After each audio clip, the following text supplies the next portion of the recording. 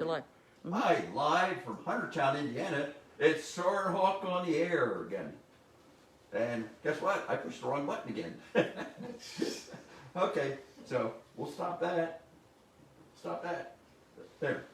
Yay! Come on, come on. Yay! Well, like that. No technology here today. So today we're going to have a little bit of fun, something a little bit different. Today we're going to talk about vultures. And we have two vultures here that are going to be our Edbird vultures. And so we have the vulture's mom, Lynn, here, and she's going to tell us all about vultures and what to expect. And a little bit later on, we're going to give you the name of the new vulture. Are you a new vulture? No. These are, No. that's a new vulture. Okay. Yeah. So we'll tell you the name of the new vulture. You know, that'll be starting to go out to the programs with us. So Lynn, you want to tell us about the vultures? Sure. Hi. I'd like you to introduce you to Air. This is Air. She's the first vulture that we got. Air came from Wabash, and she was living outside someone's home, and they were feeding her brisket and salmon. And finally, they got tired. She started getting real bold and coming up to their porch and wanted more food. So they decided they needed to get rid of her. So they called us, and we came and got her and brought her back, and we found that she had a badly healed wing break, which made her unable to fly. So at the time, we thought there might be still a possibility that she could fly in the future, so we kind of let her practice flying and everything, and she didn't do very well, so we sent her for the winter to one of our rehabbers in Rochester, and she watched over her for the winter. But obviously she never flew, so she's with us permanently. And now we've got another guy, and this guy came from Butler, and someone called us and said there was a vulture in her yard that wouldn't fly away and kept flapping and flapping and wouldn't fly away. So we sent one of our rescuers there and and found out that he's missing half of his left wing. So obviously he's not going to fly again. So Air was being trained, and she was kind of nervous around all of us. So we thought it'd be nice to give her a friend, and that kind of calmed her down a little bit. So they're both doing real well in training, and today we're going to name our new guy, but that's later. Vultures, there's two different classifications really of vultures. There's the old world vultures, which live primarily in Europe and Asia and Africa, and they're kind of the most closely related to the eagles and hawks. And these guys rely on sight to find food. But my favorite old world vulture, I don't know if you can see this, but this is a Himalayan griffon vulture. And if you look at this picture, this is a beautiful defense mechanism. If you look, his head is down here, but it looks like there's two eyes, and this guy is huge. So if you see that coming at you, and you're a predator, you think twice. But these guys are New World vultures, which are from North and South America primarily. And in the United States, we have three varieties. We have the Turkey Vulture, which these guys are. And then we also have the California Condor, which is endangered, severely endangered. I don't know if you can see this. This is a bad print, and I apologize for that. In the forest fires out in California, they've lost a whole bunch of California condors. And it's really sad because they were nesting at the time. And the black vulture is the third kind that we have in the United States, which kind of looks like a turkey vulture in a way, but they're just a little bit smaller and meaner.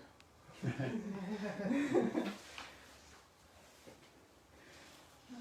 let's see. These guys range from Canada down to South America, and our guys migrate in the winter to the southern United States. With global warming, we see some of them that stay north, but the ones that live around here are gone, so they've gone for the winter. These guys have a wingspan. They're a pretty big bird. They're about 5-foot wingspan, and you can see they're tall. They're about 2 feet tall.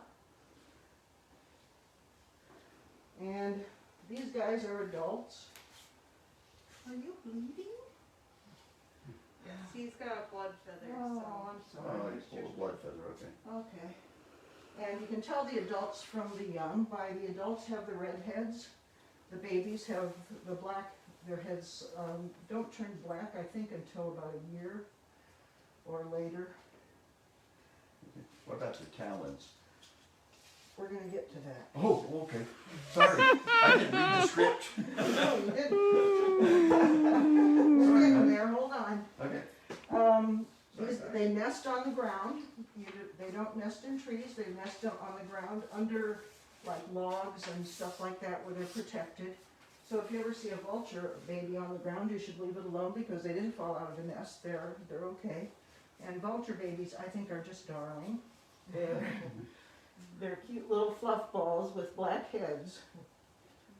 And we had a couple of them about a year ago. Okay. Yeah, they're cute. Very cute, they really are. They're characterized, you can see, by having no feathers on their heads. And there's a very utilitarian reason for that. These guys live on dead things, and they go and often stick their heads into the cavities of the dead things, and their heads get all bloody and icky. And if they had feathers, it would be really hard to keep their heads clean. And they would end up growing bacteria and getting sick and dying. So they've evolved to have bald heads and necks so that it's easy to clean off, and then they can, the sun kind of sterilizes them for them.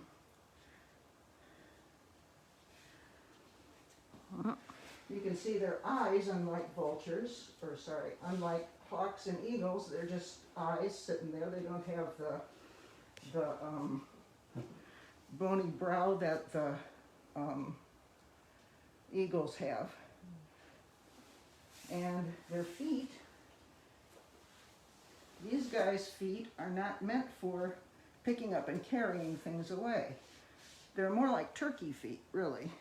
And they use their feet for holding down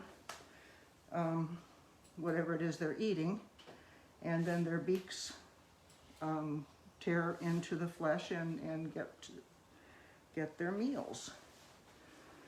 Their talons, you can see sorry buddy.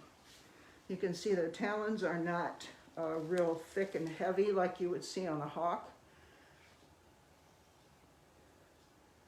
And their legs are also not meant to pick things up and carry them.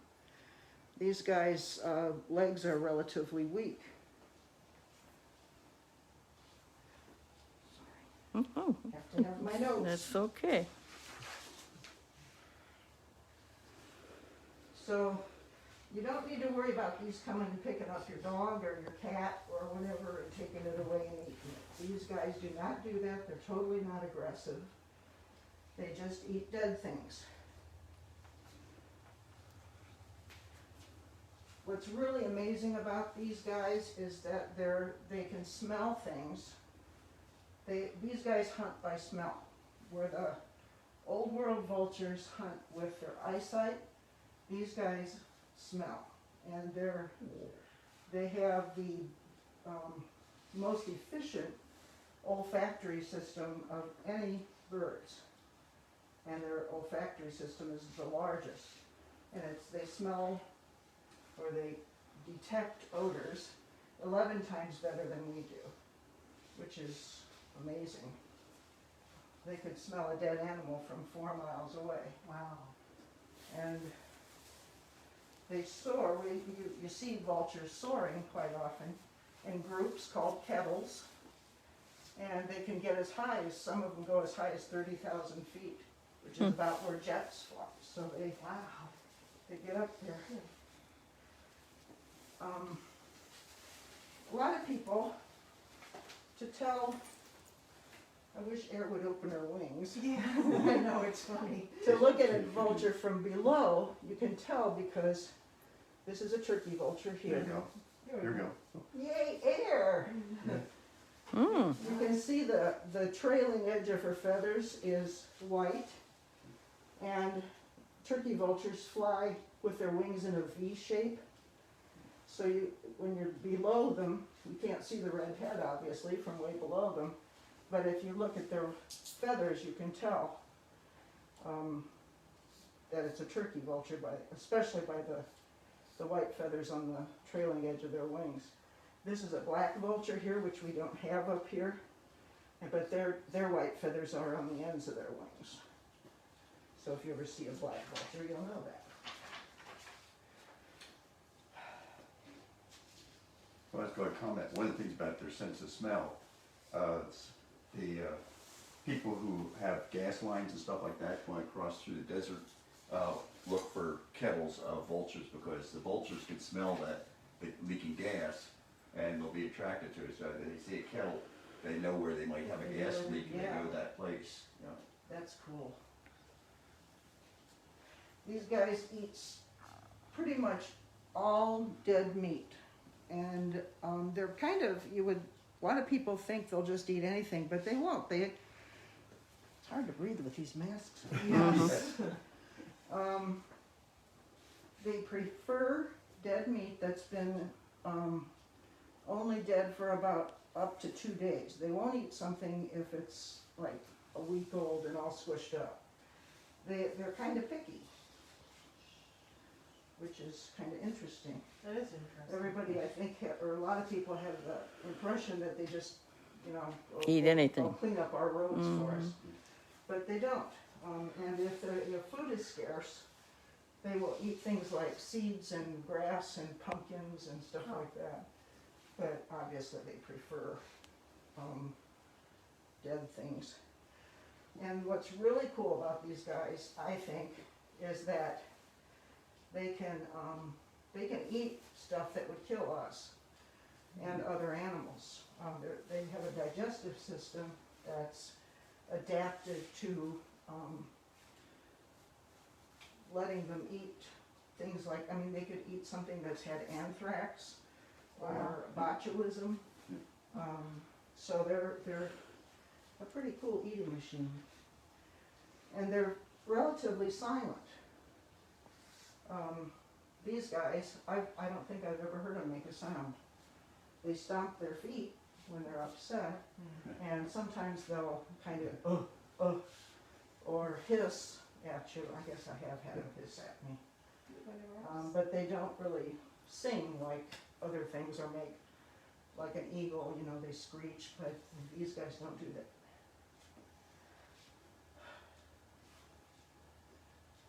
How do they defend themselves? Since we're talking about eating. They're not really an aggressive bird. They throw up on people or whatever's attacking them, and sometimes they'll poop at them too. But other than that, they're not really set for defending themselves real well. Once you get past the vomit, it's like they're okay. Yeah, but you know what that vomit is? That's all dead meat. And boy, does it smell. It really stinks. So that's pretty good defense. It is. It'll slow them down. It'll slow something down anyway. Yeah, so. Yeah, these guys also are not hunters. They're opportunists. They don't go in search of food. They search for food, but they don't hunt to kill. They just hunt to, they look for what's already dead. And a lot of people, a lot of farmers and everything, they see these birds as being bad because they see them as being killers, but they're really not. They just, if something dies on the farm, they'll eat it, but they're not something that will go kill something.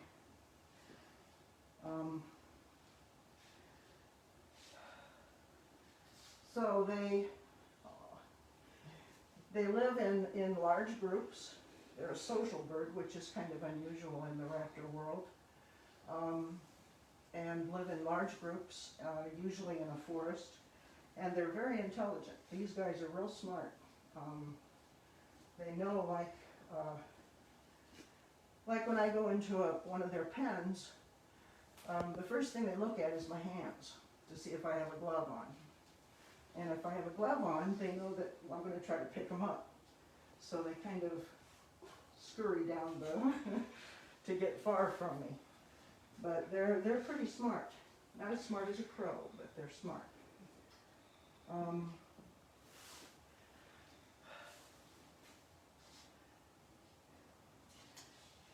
I think I looked into some different cultures and how different cultures view these guys, and found that the Tibetans, people in Tibet, they see them as beings that help people move to the next life. So they'll like put dead bodies up on the mountains and let the vultures eat them, and then the vultures actually help them to their next reincarnation. Christianity sees them as evil, basically, because they're so close to death. I mean, they eat death, I guess. But then if you look at that, we all do, you know? Everybody eats death, so I don't get, but okay.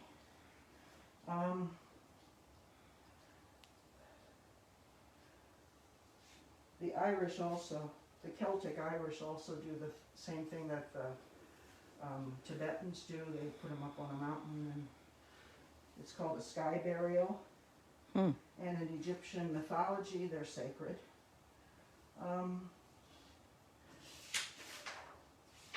Well, along that same line, in India, the Zoroastrians actually have platforms at their shrines where they put the dead bodies, and then the vultures come in. So if you want to see some of the Eurasian vultures, you just wait around for somebody to die.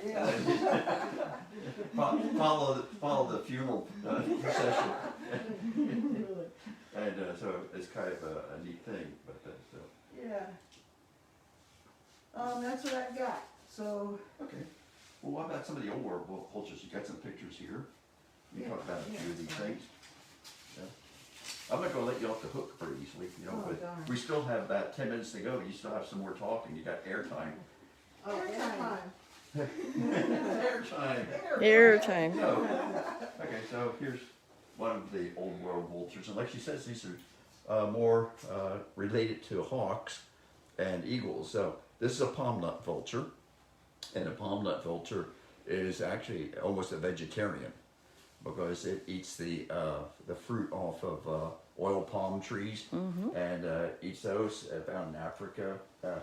It doesn't get quite as far down south as South Africa, but it's sub-Saharan Africa.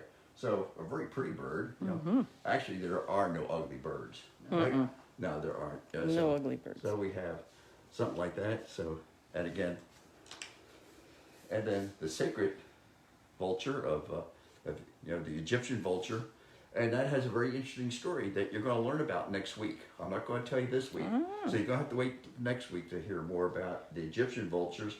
And again, you know, these vultures over there, again, very closely related to hawks and eagles. So they tend to be very nice looking. Oh, they are, yeah. And then, let's see, and a lammergauer. Again, this is a huge vulture. Found up in the mountains, ranging from about somewhere around Switzerland and going east into the Himalayas and that. These guys go up in the mountains, like I said, and they nest on the ledges, the mountain ledges. In fact, a lot of times you go up in some of the mountains. I was in Bulgaria. We went to a place where the rock was almost this color, so they're almost disguised. You could actually walk past them and they wouldn't even see them. You know, so they're kind of neat one. Looks kind of like a kite. Yeah. But got that very long wedge tail. You know, again, these guys are more closely related to, you know, in fact, that's one of the things I'm going to talk about next week about these guys here. Some adaptations that they have done with us. And then this is, since you mentioned it, Cape Vulture. Yay. That's the one on the left. Okay. No. I had an opportunity to hold a Cape Vulture, and it makes these guys look like skinny paper. You know, these guys they almost break your arm. Almost 12 pounds of vulture, you know, hanging on your arm. So that was kind of a really interesting experience. You guys want to see that back there? Yeah, there you go. Yeah, the vulture's on the left.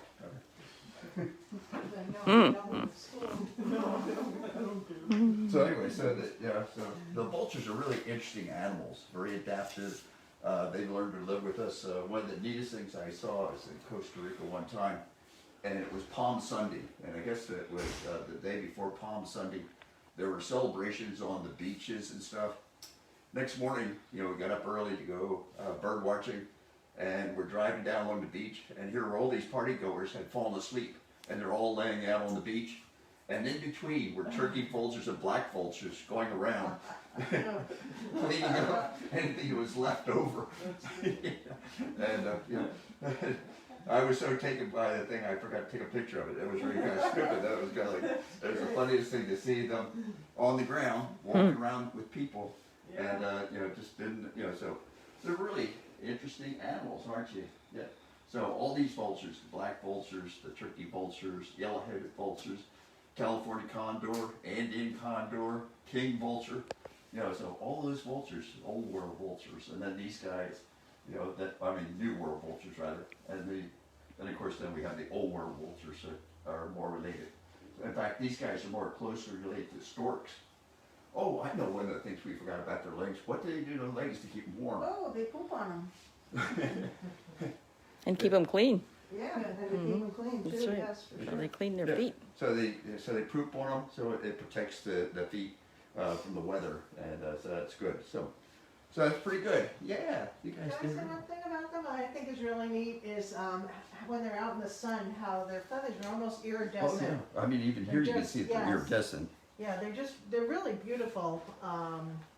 And a lot of times you just see them on the road, you say, oh, that's just a black bird, big black bird, but they're really, really quite gorgeous birds. Okay, Trying to so get Nicole's head. I guess I'm going to let Lynn do the honors. I think if you guys remember last week, we said we were going to announce that we're going to name our birds, or name our remaining birds. So we already had Air. So we're going to go with either Sky or Poe or Shadow. And somebody threw in Buddy. Yes, but Yeah, Buddy, yeah. Okay. Nickname. So Air named Buddy. He said, yeah. So anyway, so today we're going to find out who won. Is that in this envelope here? yes, This envelope right here? that's the envelope. That's the And envelope. Huh? That's the name. And then Yeah. So, Yeah, the name's in the envelope, and then if you want to. okay, so Need a drum roll without scaring the birds. Bob Hess is going to supply a drum roll. The name Thank you. is. it's not Nice playing. subtle What drum have I roll. done? I've done it. Huh. Guess what? Huh. There we go. Okay, we'd like to introduce you to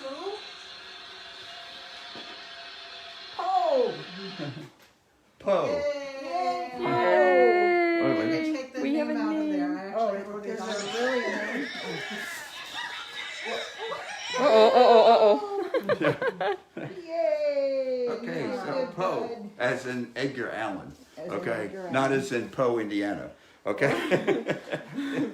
Just in case some people down south down there. I think there's a Hawaiian food called Or Poe, there's too. that too. Yeah. So Yeah, good boy, Poe. Hey. Somebody else is showing off because we're not getting enough attention. Yeah. So let's see, I guess I gotta do my normal thing, I'm gonna beg Okay. money, okay? So that's, so to remind you guys, it's the end of the year, a lot of companies have an employee matching fund type thing, and so we've had several people apply for those, and so that's really nice, so your employer owes you a little bit more, so go in there and see them, so go to the HR department, if your boss asks you where you're going, say, you're going to HR, that'll worry him for a few minutes. Until so anyways, employee matching funds, okay? So don't forget Kroger's, the community rewards program, and that could be, for some of you people down south, there's Piggly Wiggly and Ralph's, and that's out west someplace. So there's all those other stores that are under the Kroger banner, and they all have this same program. So even if you're watching from far away, you can still look for the program, and it doesn't cost you anything, and we get a little bit of money from it. We get about $400 a quarter, which helps, So $400, that's a box and a half of mice, right? And everybody enjoys those. So, and then of course you guys all, well, it's almost too late now for a Christmas present, but Never too late. Never too late. Okay. So Amazon Smiles, My husband. So so there's that. So you can go with that. And then of course the thing that we've started this year, we've started the Raptor Adventures. So you can come out and do a tour of the facility here. Bring your family, bring your friends, whatever, and we can make arrangements. So you can email us or go to our website and look at us. soarinhawk.org. And you'll see about the Raptor Adventure. You can come and see the birds up close, get your picture taken with them, and maybe get a couple souvenir pictures to take home with you. So, so this is a good thing, and so we've been doing that. So, I think, let's see, I've begged for money, I've shown the birds, and we're still doing good. And again, not one bad word was said today, okay? Yeah. We need to say a good word about Lynn and the great job she did So Lynn's doing the this Vultures presentation. mom, so Yes, you really ma'am. have to be really, special to do that. So we're happy with all the bird mothers that we have. Okay. So, anyways, I think I'm going to say goodbye. Right. Everybody ready to say goodbye? And Merry Go- Christmas. And Merry Christmas. And Merry yes. Christmas. And but don't forget, we're going to be here 24/7, 7 days a week. So we're going to be here for Christmas, and with our birds and that, and taking care of them. So anyways, goodbye. We'll see you next week. And next week's topic is going to be a little bit different than what we've had. We're going to talk about maybe, if you will, bird intelligence and how they've adapted to us, or maybe how we've adapted to them. We may have learned a lot of things from birds. Okay, so. All right. Okay. Bye, everybody. Bye, Bye. everybody.